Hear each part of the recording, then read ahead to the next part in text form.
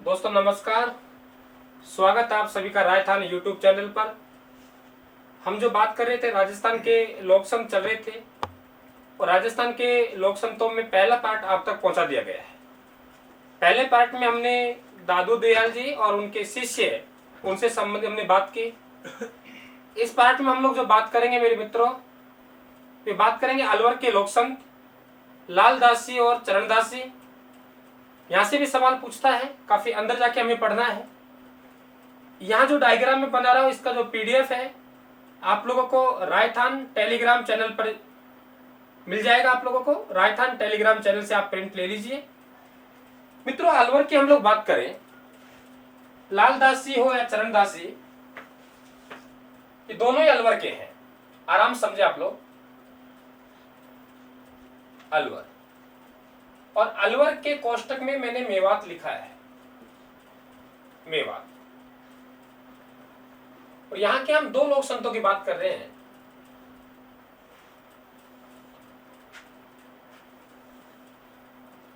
Number 1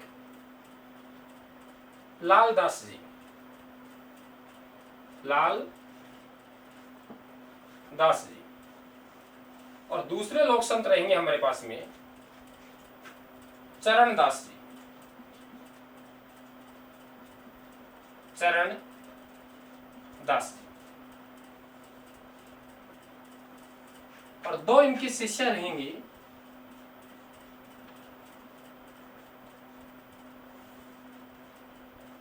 एक का नाम रहेगा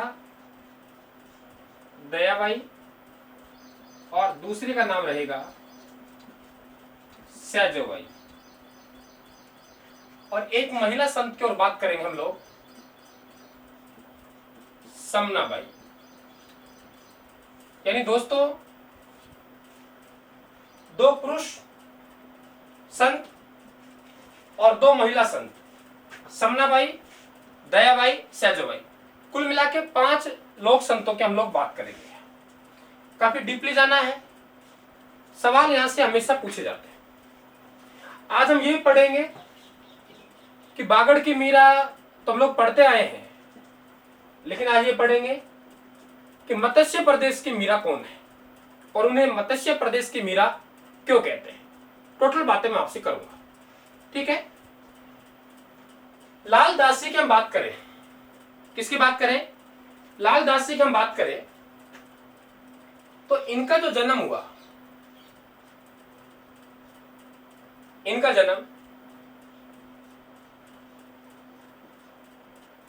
अलवर में हुआ। जन्म कहां दोस्तों? अलवर में हुआ। और अगर हम जन्म सन की बात करें, जन्म सन तो 1540 ईस्वी में हुआ। इनके मां की हम बात करें, याद करवा दूंगा, चिंता ना करें, कंप्लीट याद करवा दूंगा, एक बार लिखने दीजिए। मां की बात करें तो समदाबाई है। पिता की बात करें तो चांदमल है। ये एक संप्रदाय की स्थापना करेंगे। लिखने दीजिए, मैं इस तरीके से लिख रहा हूं ताकि आराम से आप उसको याद कर सकें। इन्होंने जो संप्रदाय की स्थापना की, उस संप्रदाय का नाम है लाल दासी संप्रदाय। ये मैंने यहां लिख दिया है। इनके जो गुरु हैं, इनके जो गुरु हैं, गुरु का नाम है गदन चिश्ती।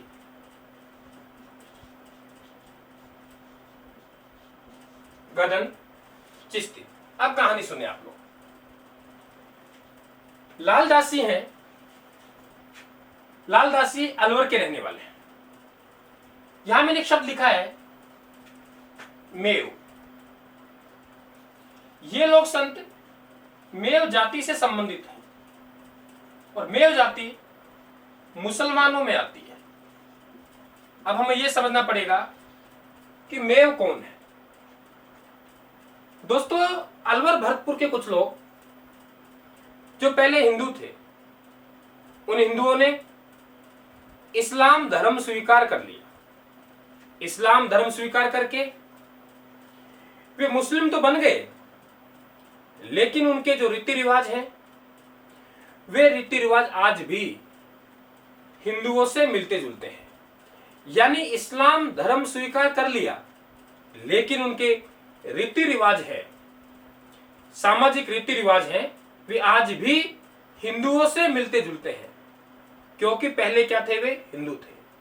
तो उन्हें पेवर मुसलमान ना मानकर उनके लिए एक जाति इस्तेमाल की गई है, उसे कहते हैं मेव। क्लियर? और मेव लोग जिस बेल्ट में रहते हैं, अलवर भरतपुर का कुछ बेल्ट, उसे कहते हैं मेवात। और मैंने आपको भाषा बोलियों में पढ़ाया है कि मेवाती बोली कहां बोली जाती है, इसलिए मैंने यहां अलवर के आगे क्वेश्चन क्या लिखा है, मेवात। तो ये लोग संत हैं। लालदास जी मेव जाति से थे, मुसलमान थे। मेव क्यों लिखा है? क्योंकि ऐसी जाति जो पहले हिंदू थी, बाद में इस्लाम धर्म स्वीकार कर लिया, लेकिन आज भी उनके रीति रिवाज हिंदुओं से मिलते जुलते हैं, उन्हें हम मेव कहते हैं। और ये जाति अलवर भरतपुर में निवास करती है, इसलिए अलवर भरतपुर में जिस बेल्ट में निवास करती है उसे एक मेवात कहते हैं। और आप लोगों ने राजस्थान के किसान आंदोलन यूट्यूब पे पढ़े होंगे, तो वहां पर मैंने आपको एक मेव किसान आंदोलन करवाया था। तो मेव किसान आंदोलन इसी जाति ने किया था। अब मैंने कोष्टक में मेवात क्यों लिखा है? क्योंकि ये चारों लोग संत हैं, ये अलवर के रहने वाले हैं, और अलवर में जिस बेल्ट के रहने वाले हैं वहां ये बोली बोली जाती है, उसमें मेवात के बेल्ट में उसे क्या कहेंगे, मेवाती। तो ये जो लोक संत हैं, ये इनकी जो भाषा रहेगी वे कौन सी रहेगी, मेवाती। ये आप ध्यान रखें। क्लियर? समझ में आ गया? यानी मेव जाति से संबंधित है, और मेव जाति क्या हो गई मैंने आपको बताया। अब देखिए, ये संत लालदासी हैं, पहले लकड़ी काटते थे, यानी लकड़हारे थे, लकड़ी काटा करते थे। लेकिन जिस दिन इन्होंने गदन चिश्ती, गुरु कौन है, गदन चिश्ती से शिक्षा ली, तो ये लोक संत बन गए। अलवर में जन्म हुआ। मां का नाम समदाबाई है, मां का नाम समदाबाई है। पिता है, पिता का नाम चांदमल है। संप्रदाय की स्थापना करेंगे, लालदासी संप्रदाय है। और गुरु का नाम क्या है, गदन चिश्ती। ठीक है, इसको याद कैसे करेंगे वे सुनो। देखो, समदा को चांद जैसा लाल मिला तो गदगद हो गई। याद कैसे कर रहे हैं? समदा को चांद जैसा लाल मिला तो गदगद हो गई। फिर बोले, मां समदा को चांद जैसा लाल मिला तो गदगद हो गई। मां समदाबाई, पिता का नाम चांदमल, लाल मिला मतलब लालदासी संप्रदाय, गदगद हो गई मतलब गुरु का नाम गदन चिश्ती। लेकिन दोस्तों, इससे काम चलने वाला नहीं है। 2009 में एक एग्जाम हुआ था, उसमें इनसे संबंधित जो गांव है, एक गांव दिया और गांव देके फिर पूछा गया। यानी हमें 2-3 बातें यहां इनके जो गांव हैं उनसे संबंधित ध्यान रखनी पड़ेगी। देखो, इनका जन्म जो अलवर में हुआ है, हमें यह भी आना चाहिए कि अलवर में कौन से गांव में हुआ है। दोस्तों, इनका जो जन्म हुआ है वे गांव पड़ता है अलवर में धोड़ी धू गांव, धू वह गांव। तो धोड़ी धू गांव में इनका क्या हुआ, जन्म हुआ, यह आपको आना चाहिए। दूसरा, एक स्थान पड़ता है नंगला जहाज, नंगला जहाज। और दोस्तों, नंगला जहाज आपने सुना होगा, यह स्थान पड़ता है भरतपुर में। सुनते जाना, एक स्थान, यह स्थान कहां पड़ता है, अलवर में। और तीसरा स्थान जो है वे पड़ता है शेरपुर अलवर में, शेरपुर अलवर में। कितने स्थान हो गए, 3। ये जो मित्रों तीनों स्थान हैं, तीनों स्थान हमें आने चाहिए, तीनों के तीनों। नंबर 1, भाई जन्म पूछे हमसे तो हम बता देंगे, जन्म धोड़ी धू गांव में हुआ। निधन पूछे, नंगला जहाज भरतपुर में हुआ। और मित्रों, आपसे इनका जो गद्दी पूछे, इनका जो मंदिर पूछे तो वे कहाँ आएगा? शेरपुरा गांव पड़ता है अलवर में। फिर से रिपीट कर रहा हूं, जन्म पूछे तो आप बता देंगे सर इस गांव में है। आपसे निधन पूछे तो बता देंगे नंगला जहाज भरतपुर में है। और आपसे दोस्तों इनका जो समाधि स्थल बना हुआ है, जो मतलब मंदिर जो भी आप बोले, तो वे कौन से में है? शेरपुरा अलवर में। कहानी समझ में आ गई? अब आगे चलते हैं दोस्तों। एक कहानी हमें और समझनी है यहाँ। वे कहानी क्या है कि जो शाहजहां का नाम सुना होगा आपने, शाहजहां। शाहजहां के जो पुत्र हैं दारा शिकोह, दारा शिकोह। आपने कहानी सुनी होगी, इतिहास में पढ़ा होगा कि शाहजहां के पुत्रों में उत्तराधिकार संघर्ष हुआ था। दारा शिकोह और औरंगजेब के बीच में लड़ाई हुई थी। औरंगजेब युद्ध में जीत गया, दारा शिकोह युद्ध में हार गया, इसलिए मुगल सम्राट औरंगजेब बने। ऐसा माना जाता है कि ये दारा शिकोह एक बार लाल दास जी के पास गए हुए थे। लाल दास जी से पूछा कि बताइए भाई कि महाराज राजा कौन बनेगा, दिल्ली के तख्त पर कौन बैठेगा? तो जवाब दिया लाल दास जी ने, दिल्ली के तख्त पर वे बैठेगा जो अपने भाई को पराजित करेगा। और आगे चल के यही भविष्यवाणी सही साबित होगी कि दोनों भाइयों में झगड़ा होगा, औरंगजेब अपने भाई को पराजित करेगा दारा शिकोह को, और मुगल सम्राट की गद्दी पर बैठेगा। तो ये भविष्यवाणी भी आप ध्यान रखें किस संत ने की थी? लालदास जी ने, यह आपको पता होना चाहिए। अगली बात दोस्तों, लालदासी संप्रदाय है, इसमें एक परीक्षा होती है। परीक्षा क्या है उसको ध्यान रखें दोस्तों। एक शब्द लिखा है मैंने, काला मुंह, गधा और मीठा शरबत। मीठा शरबत। देखिए, माना कि कोई इस संप्रदाय में शिष्य बनना चाहता है, चले गए साहब, हमने कहा जी हम तो शिष्य बनना चाहते हैं, घर से तंग आ गए, बोले बन जाइए, लेकिन हमारी एक परीक्षा है, उस परीक्षा में पास हो गए तो आपको शिष्य बना लेंगे। हमने कहा जी बताइए कौन सी परीक्षा है? उन्होंने कहा जी आपका काला मुंह करेंगे। बोला पूरा शरीर कर तो क्या फर्क पड़ रहा है? बोला जी आपको गधे पर बिठाएंगे। बोले बिठा दो। बोले अब आपको गांव में घुमाएंगे। बोले घुमा लीजिए। बोला जी आपके गांव में और ससुराल में घुमाएंगे। बोला अब नहीं घूमूंगा। क्यों? क्योंकि वहां तो शर्म लगती है मुझे।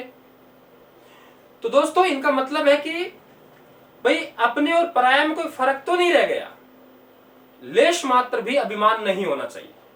जिसने कह दिया कि गांव में घुमाओ, ससुराल में घुमाओ, कहीं घुमाओ, स्कूल में घुमाओ, कोचिंग के सामने घुमाओ, तो इसका मतलब आप में अपने और पराये में कोई फर्क है नहीं रहा। तो ये परीक्षा इसमें होती है। जो परीक्षा में पास हो जाता है उनके मुंह में मीठा शरबत डाला जाता है। मीठा शरबत डाला जाता है ताकि वे आजीवन मीठी वाणी बोलता रहे। तो दोस्तों ये बात भी आपको पता होना चाहिए।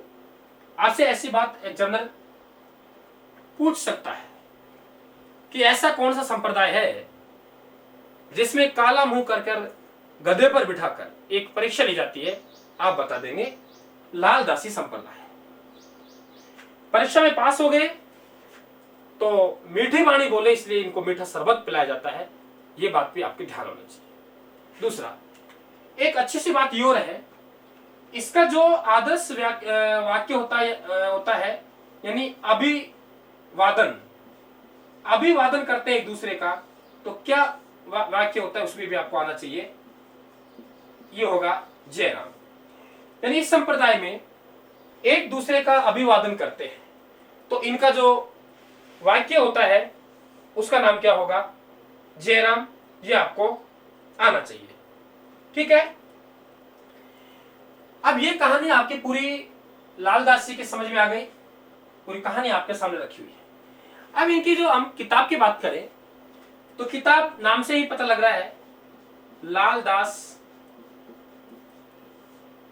चेतावनी, चेतावनी, ये इनका वाक्य है। तो दोस्तों एक बार फिर रिपीट कर दूं, लालदास जी मेव जाति से थे। अलवर में धोड़ी धू गांव पड़ता है, वहां इनका जन्म हुआ 1540 ईस्वी में। मां का नाम समदाबाई, पिता का नाम चांदमल।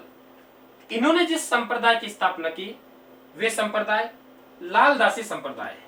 इनके जो गुरु हैं, गुरु का नाम गदन चिश्ती है। याद करने का तरीका मैंने बताया था आपको कि समदा को चांद जैसा लाल मिला तो गदगद हो गई। शाहजहां के पुत्रों में झगड़ा होगा, दारा सिकोह यहां जाएंगे। दारा सिकोह ने पूछा महाराज गद्दी पर कौन बैठेंगे? उन्होंने कहा, लालदासी ने कहा कि मुगल सम्राट यानी दिल्ली की गद्दी पर वही बैठेगा जो अपने भाई को पराजित करेगा। और आगे चल के यही हुआ। औरंगजेब ने अपने भाई दारा सिकोह को पराजित किया। तो दारा सिकोह को पराजित किया तो गद्दी पर कौन बैठे? औरंगजेब बैठे। आगे चल के ये भविष्यवाणी सही साबित होगी, ये भी ध्यान रखें आप लोग। इनका जो निधन होगा नंगला जहाज भरतपुर में होगा और इनकी जो समाधि स्थल होगा वे कहा होगा? शेरपुरा अलवर में होगा। 3 स्थान बताएं, तीनों स्थान फिर से रिपीट कर दूं। धूगांव अलवर में है, जन्म होगा। नंगला जहाज भरतपुर में है, निधन होगा। इनका जो समाधि स्थल है वे शेरपुरा अलवर में होगा। ठीक है। इधर की कहानी, परीक्षा वाली लकड़हारा था, लकड़ियां काटता था, ये तो मैंने बता दिया आप लोगों को। परीक्षा काला मुंह करते हैं, गधे पर बिठाते हैं, परीक्षा में पास हो गया तो मीठा शरबत पिलाते हैं ताकि आजीवन मीठी वाणी बोलते रहें।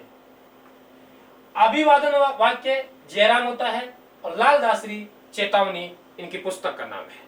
तो ये हमने जो बात की है वे लालदास जी की बात की है। अब हम बात करेंगे चरणदास जी की।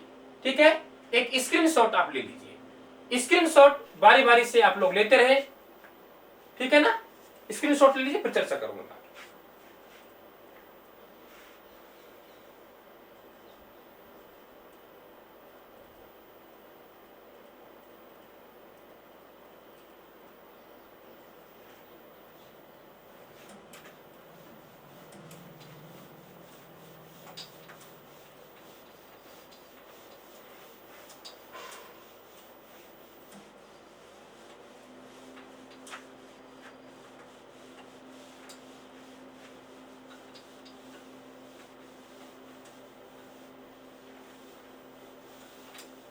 देखिए, अब हम बात कर रहे हैं चरणदास जी की। चरणदास जी भी अलवर के ही हैं। वे कहानी बनेगी। इनका जो जन्म है, चरणदास जी के हम जन्म की बात करें तो मित्रों एक गांव पड़ता है, डेहरा गांव, और ये गांव पड़ता है अलवर में। यहां इनका जन्म हुआ। यानी जन्म की हम लोग बात करें तो जन्म जो इनका हो रहा है डेरा गांव अलवर में हो रहा है। जन्म सन की हम बात करें, जन्म सन 1703 ईस्वी। 1703 ईस्वी में इनका जन्म हुआ और जन्म हुआ इनका जैन परिवार में। कौन से परिवार में? जैन परिवार में इनका जन्म हुआ। पहले लिख लेते हैं, एक एक करके फिर आपको समझाऊंगा। डेहरा गांव अलवर में जन्मे, 1703 ईस्वी में जन्मे और जैन परिवार में जन्मे। देखो, इनका जो मूल नाम है, मूल नाम मैं आगे पीछे लिखूंगा क्योंकि याद हो जाएगा उससे। मूल नाम है तो मूल नाम इनका था रणजीत सिंह, ये आपको आना चाहिए। ठीक। इनकी जो मां है, मां का नाम है कुंजोबाई। कुंजोबाई, इन्होंने जिस संप्रदाय की स्थापना की, इन्होंने जिस संप्रदाय की स्थापना की वे संप्रदाय कौन सा हो जाएगा? चरणदासी। लिखने दीजिए, याद तो मैं एक झटके में करवा दूंगा। और इनका जो पिता है, पिता का नाम है मुरलीधर। पिता का नाम क्या है? मुरलीधर। और इनकी जो रचनाएं हैं, इसलिए लिख रहा हूं, बार बार कह रहा हूं, एक ही झटके में ऊपर से हम लोग नीचे तक याद कर लेंगे, इसलिए इसको उसी क्रम में छाप रहा हूं ताकि आसानी से आपको याद हो जाए। इनके हम लोग ग्रंथों की बात करें, नंबर 1 ब्रह्म ज्ञान। ब्रह्म ज्ञान सागर, पहली जो किताब है इनकी ब्रह्म ज्ञान सागर। दूसरा है भक्ति सागर।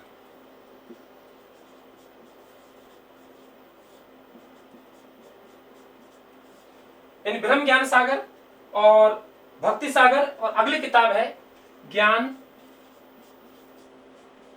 सौहृदय। ये इनकी 3 रचनाएं हैं। पहले यहां तक पढ़ते हैं, फिर बात करेंगे। देखिए मित्रों, जन्म हुआ है डेहरा गांव अलवर में। जन्म सन 1703 ईस्वी और जैन परिवार में हुआ।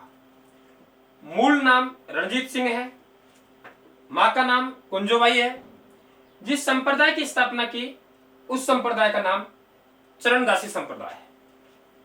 पिता का नाम मुरलीधर है।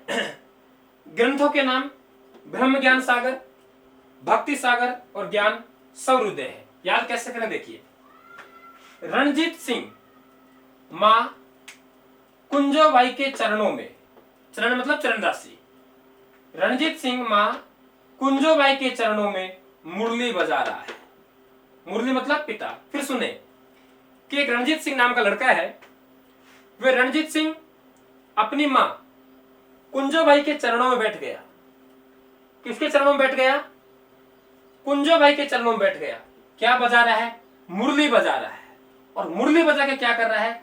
ब्रह्म ज्ञान के भक्ति सागर में, ब्रह्म ज्ञान के भक्ति सागर में डूबकर ज्ञान का सौहृदय कर रहा है। ज्ञान का सौहृदय कर रहा है। फिर सुने, ब्रह्म ज्ञान के भक्ति सागर में डूबकर ज्ञान का सौहृदय कर रहा है। याद हुआ कि नहीं हुआ? फिर देखें, रणजीत सिंह नाम का लड़का अपने मां कुंजोबाई के चरणों में बैठा है।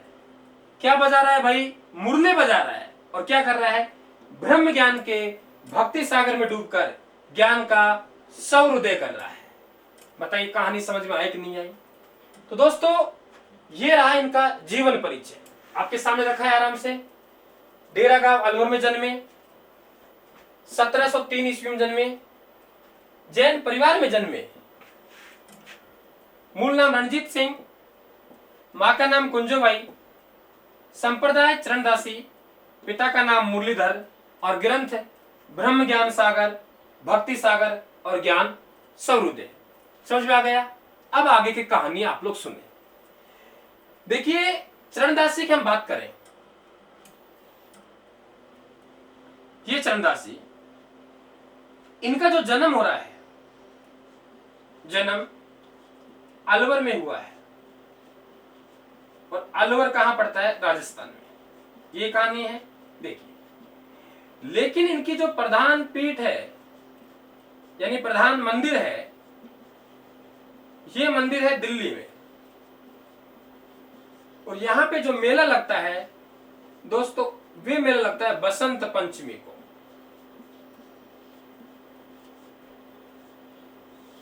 कब लगता है? बसंत पंचमी को इनका मेला लगेगा। और बसंत पंचमी कब आती है? त्योहारों में कब आऊंगा? माघ माह शुक्ल पक्ष की पंचमी को बसंत पंचमी आती है। फिर सुने कहानी।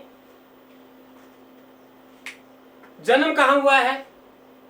जन्म अलवर में हुआ है, लेकिन प्रधान पीठ कहां है? दिल्ली में है।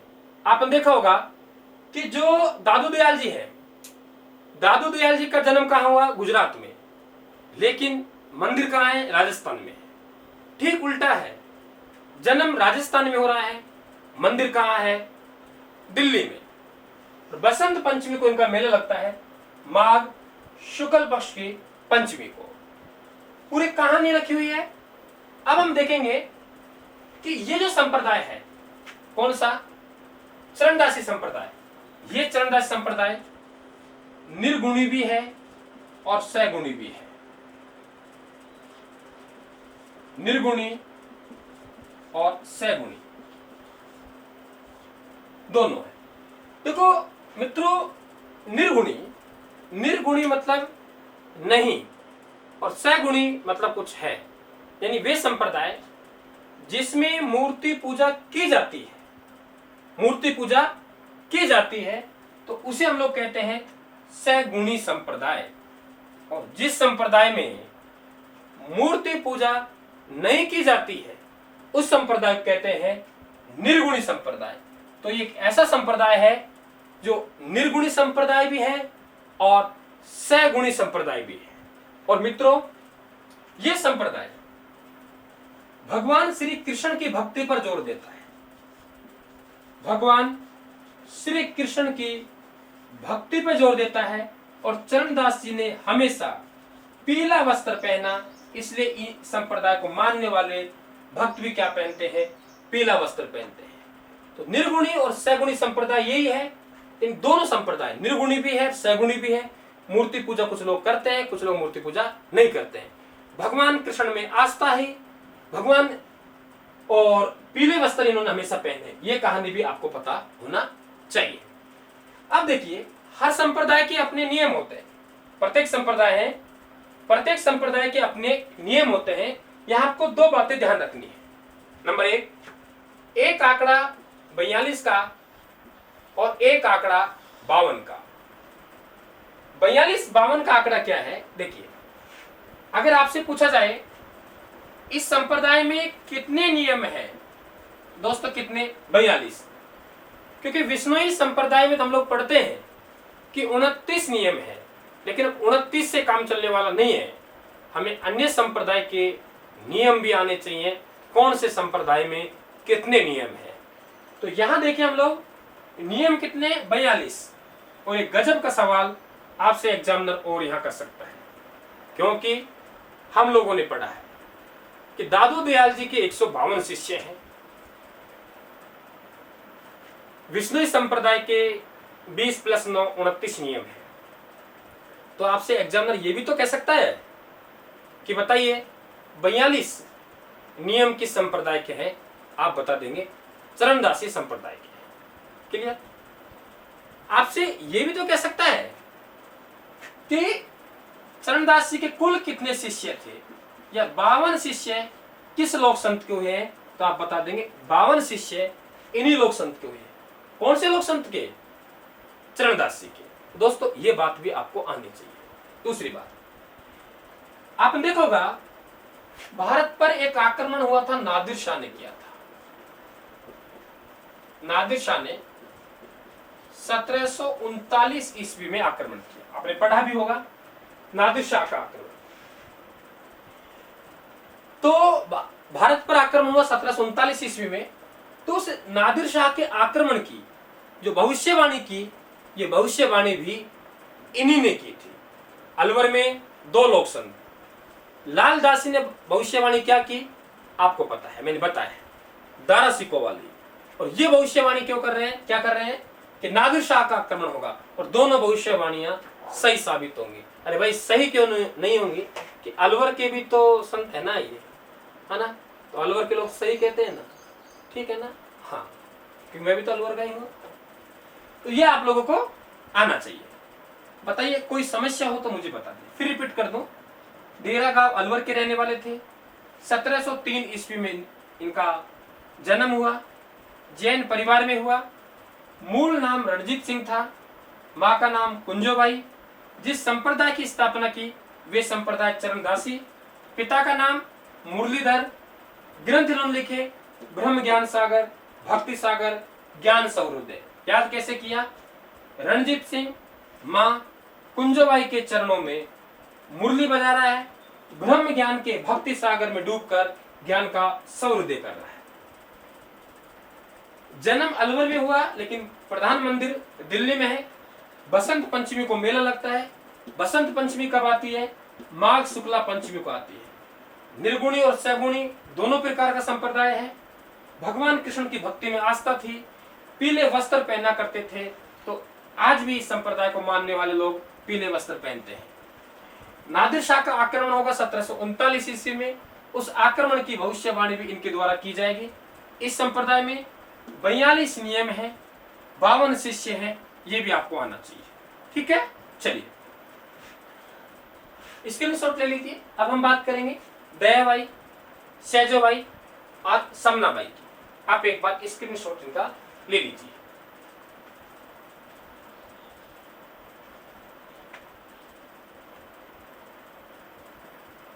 चलिए मित्रों, बहुत पढ़ना पड़ेगा आपको, तब जाके एग्जाम क्लियर होगा। बहुत मेहनत करने की आवश्यकता है।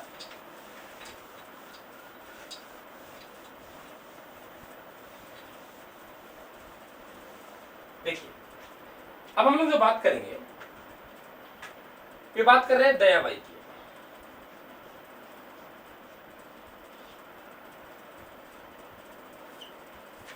बात कर रहे हैं सैजोबाई की।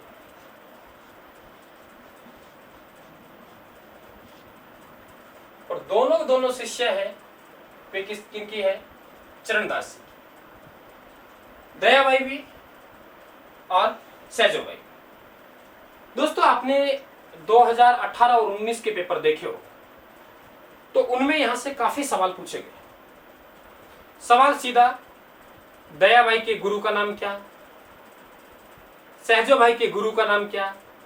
तो दोस्तों, ये सवाल तो अब एग्जाम में पूछने से रहा। अब आपसे जो पूछेगा, इनकी रचनाएं पूछेगा, इनके उपदेशों की भाषा पूछेगा। तो मैं आपको एक बात तो सीधे सीधे शब्दों में क्लियर कर दूं कि आपके लालदासी हो या चरणदासी हो या सैजोबाई हो या दयाबाई या समनाबाई, ये सब अलवर के रहे। और अलवर में अभी मैंने समझाया आपको, जो भाषा बोली जाती है उस भाषा का नाम क्या है? मेवाती। तो इनके उपदेशों की जो भाषा रहेगी वे मेवाती रहेगी, ये तो आप गांठ बांध लेना। ठीक है, अब इनके हम किताबों की बात करें, दयाबाई की यदि हम लोग पहली रचना की बात करें तो नाम से ही पता लग रहा है दयाबोध। ये आना चाहिए भाई, आपके अमूल्य होना चाहिए। और दूसरी रचना है विनय मल्लिका।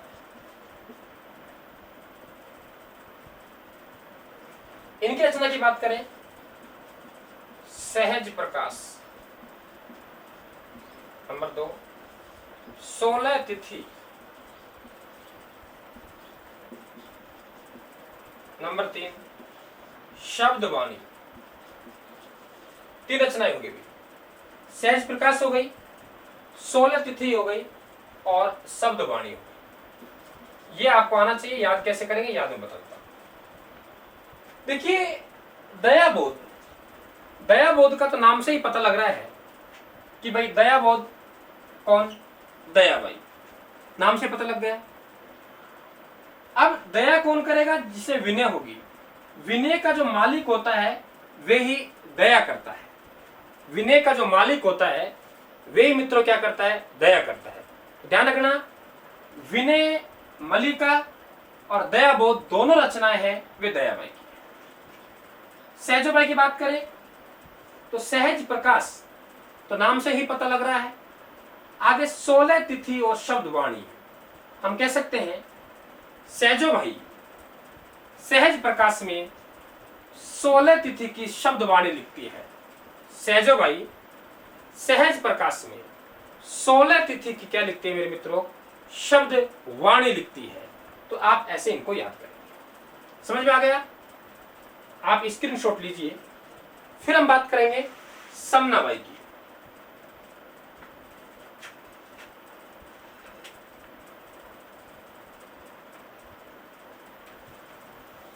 अरे भाई, समझ तो आ रहा है ना आपकी सबको? और बेटा, उस समझ में आ रहा है तो ठीक है, वरना समझने का प्रयास कर लें। मेहनत करेंगे आप लोग, आगे बढ़ेंगे। मेहनत नहीं करेंगे, सफलता नहीं मिलेगी। मेहनत का कोई शॉर्टकट नहीं है, मेहनत करनी पड़ेगी। बहुत से बच्चे मैदान छोड़ के भागेंगे। काफी बच्चे तो ऐसे ही, जैसे ही मैं दो बच्चे तो ऐसे हैं जैसे वीडियो अपलोड करता हूं तो अपलोड करते करते वे डिसलाइक कर देते हैं। वीडियो चलेगा 2 दिन बाद या 1 दिन बाद या 2 घंटे बाद, लेकिन उनका काम है डिसलाइक करना।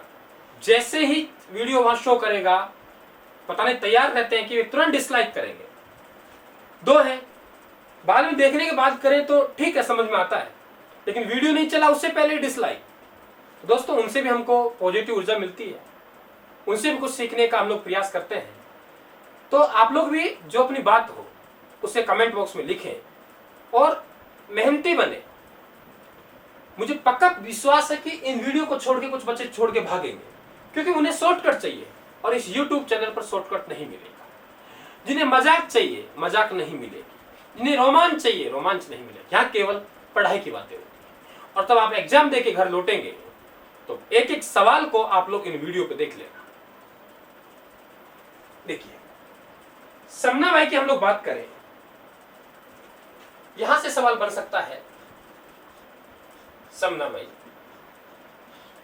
दोस्तों समना भाई से राजस्थान के 2 जिले हम जोड़ेंगे। एक जिला जोड़ेंगे सीकर और एक जोड़ेंगे हम अलवर। अलवर में एक गांव है, उस गांव का नाम है महूदा गांव। आप कहेंगे सर ये 2 जिले क्यों जोड़े हैं? दोस्तों 2 जिले इसलिए जोड़े हैं कि ये जो सीकर है, सीकर की तो ये निवासी थी और इनका जो विवाह हुआ वे विवाह कहां हुआ? अलवर में। सीकर के एक रामनाथ कविया, इनके पिता का नाम हुआ करता था, लेकिन विवाह कहां हो गया? अलवर में। अलवर आ गए और अलवर आके भगवान कृष्ण की जो भक्ति है, भगवान श्री कृष्ण की भक्ति में लीन हो गई और अपनी जो आंखें हैं, आंखों पर पट्टी बांध ली। पट्टी बांध ली कि मैं किसी को नहीं देखूंगी, कोई गलत काम नहीं देखूंगी। तो आजीवन आंखों पर पट्टी बांध ली, भगवान कृष्ण की भक्ति में लीन हो गई। और दोस्तों भगवान कृष्ण की भक्ति में तो मीरा लीन हुई थी और भगवान कृष्ण की भक्ति में यहाँ समना बाई लीन हो गई। और इस इलाकों को कहते हैं हम लोग मत्स्य प्रदेश। दोस्तों क्या कहते हैं? मत्स्य प्रदेश। तो इन्हें कहते हैं मत्स्य प्रदेश की मीरा। क्या कहेंगे? मत्स्य प्रदेश की मीरा। तो ये तो हम सब जानते हैं कि भाई बागड़ प्रदेश की मीरा कौन है? गौरी बाई। लेकिन दोस्तों अब सवालों में एग्जामिनर बदलाव करेगा और अब आपसे हो सकता है ये पूछे कि मत्स्य प्रदेश की मीरा कौन थी, तो आप बता देंगे मत्स्य प्रदेश की मीरा समना बाई थी, भगवान कृष्ण की भक्ति में लीन हो गई। आपसे पूछेगा एग्जामिनर कि उस महिला संत का नाम बताइए जिसने आजीवन आंखों पर पट्टी बांधी रखी, आप बताएंगे समना बाई है। और दोस्तों फिर कोई आप पर अटैक करे एग्जामिनर, उससे पहले सावधान हो जाइए, इनके ग्रंथ भी आप याद कर लेना। ये उन सवालों में है जो टफ सवाल है और बहुत कम स्टूडेंट करके आते हैं। दोस्तों ग्रंथ भी आपको आने चाहिए। नंबर 1, अरे भाई भगवान कृष्ण की भक्ति करेगी तो कृष्ण बाल लीला तो आएगी। नंबर 2, पति शतक। और नंबर 3, 16। ये इनकी रचनाएं हैं। कितनी है? 3। यानी कृष्ण बाल लीला और पति शतक। भगवान कृष्ण की भक्ति तब करेंगे जब 100% पति का त्याग कर दें। ठीक है, 100% पति का जो भी आप उसको कहें, त्याग पता नहीं किया नहीं किया, लेकिन अपन तो याद कर रहे हैं। शतक मतलब पति शतक, 16 पति शतक और कृष्ण बाल लीला इनकी रचना है। किनकी? समना बाई की। तो दोस्तों ये जो हमने बात की है यहाँ पे, समना बाई की है, सैजो बाई की है, दया बाई की है। सारांश इस प्रकार से रहेगा कि हम लोगों ने अलवर के संतों की बात की है। सबसे पहले हमने लालदास जी की बात की। मेव जाति के थे, लकड़ियां काटते थे, लेकिन अपने गुरु गदन चिश्ती से शिक्षा प्राप्त की तो एक संत बन गए। संत बने, माँ का नाम समदा, समदा को चांद मतलब पिता का नाम चांदमल, लाल मतलब लाल दासी संप्रदाय, तो गदगद हो गई मतलब गदन चिश्ती इनके गुरु हो गए। धूलुधू गांव था अलवर में, वहां इनका जन्म हुआ। नंगला जहाज भरतपुर में इनका निधन हुआ। शेरपुर अलवर में इनकी समाधि है। एक परीक्षा जो मैंने बताई आपको, काला मुंह और गधे पर बिठाने की भी ध्यान रखें। दारा सिकों वाली कहानी ध्यान रखें। इन्होंने भविष्यवाणी की कि दिल्ली के तख्त पर वही बैठेगा जो अपने भाई को पराजित करेगा। औरंगजेब ने भाई को पराजित किया तो गद्दी पर बैठा। जयराम इनका आदर्श वाक्य था, यह आपको ध्यान होना चाहिए। चरणदास जी डेरा गांव अलवर के थे, जैन परिवार में जन्मे थे 1703 ईस्वी में। इनके जो मूल नाम रणजीत सिंह था, माँ कुंजोबाई इनकी माँ का नाम। चरणों में मतलब चरणदासी संप्रदाय, मुरली बजा रहा है मतलब पिता का नाम मुरलीधर। ब्रह्म ज्ञान सागर, भक्ति सागर और ज्ञान सौहृदय इनकी रचनाएं हैं, इन्हें भी आप लोग ध्यान रखिए। नादिर शाह के आक्रमण की भविष्यवाणी करेंगे। भगवान कृष्ण के भक्त थे, निर्गुणी संगुणी संप्रदाय, यह ध्यान रखिए। इनकी दो शिष्या समनबाई, सहजोबाई और दयाबाई।